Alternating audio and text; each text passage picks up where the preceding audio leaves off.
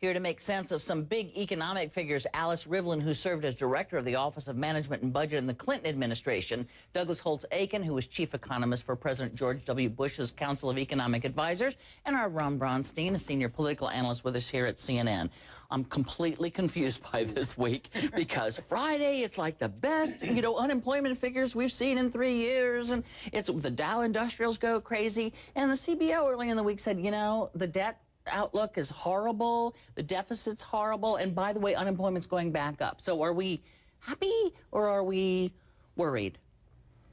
I think it was basically a good news week. I mean, the unemployment figures and the new jobs in the Friday report were good news. They aren't definitive. That was 1 month, but it was a good, strong month, an indication that the economy is taking hold. If it lasts, we'll have what the best thing that anybody is able to predict is a good, slow recovery with gradual reduction in the unemployment rate from what is admittedly a very high level. But, the CBO said 9.3 or something next year, which is craziness.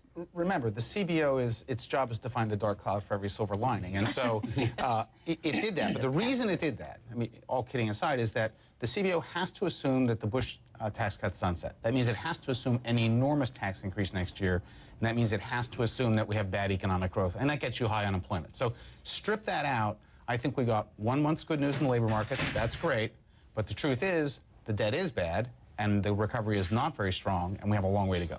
And I was just going to say, I suspect politically the reason we heard the president go, well, these numbers are going to go up and these numbers are going to go down is kind of inoculate himself from next month or the month after. Because it has been more than one good month. I mean, there has been several months of good unemployment news, and overall job growth, private sector job growth in 2011 was 2.1 million, which was the best since I think '05. So there's a general trajectory that is more positive, but trajectory is the key, I think, politically. I think almost all political strategists agree that kind of direction matters more than level. If it continues to improve, that's obviously good news for the president. If CBO is right and we see a turnaround toward the end of the year with it going back up, that would be more problematic. Although I would point out that most political scientists believe we are in the key period now, that the second quarter of the election year is when voters really take that snapshot, and it is positive for the president that he is seeing improvement at this moment.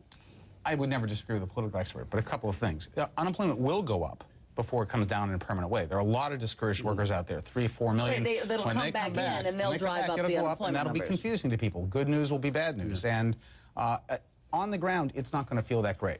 Right now, the numbers look better. That's fine. But until we see steady job growth that's even this rapid or more, and employment increases that are matched by wage increases, you're not going to see the incomes for people to feel good. So if we start doing happy talk in Washington when it's not that great on the ground, that's a bad story. There's a huge disconnect now. Nobody's doing happy talk, not even the president.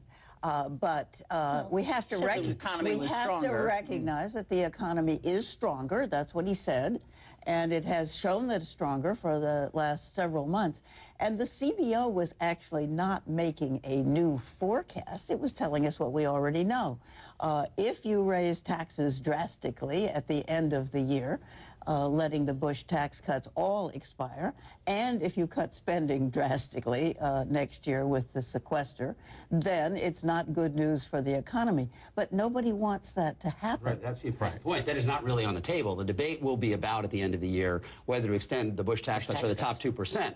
They have to assume that they sunset for the entire population, which is really neither side is talking about as a very unlikely outcome, although conceivable in stalemate. Well, in fact, the CBO said, listen, it will reduce economic activity and it will increase unemployment if you let those tax cuts expire.